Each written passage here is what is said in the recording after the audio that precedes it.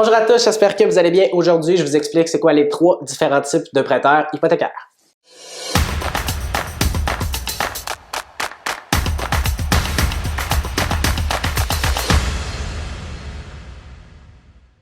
Alright, on va faire ça short and sweet. Numéro 1, on a les prêteurs de type A. Numéro 2, les prêteurs B. Et numéro 3, les prêteurs privés.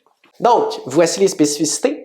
Prêteur A, on a les meilleurs taux hypothécaires possibles sur le marché, mais avec les critères de ratio d'endettement et de crédit plus stricts. Prêteur B, on a des taux d'intérêt qui sont en général de 0,5 à 1,5% plus élevés que les prêteurs A, mais on a des critères plus faciles au niveau du crédit et des ratios d'endettement et on a même certains programmes spéciaux comme les travailleurs autonomes. En général, pour les prêteurs B, on va aussi avoir un frais de 1 à 2%, on appelle frais d'ouverture de dossier.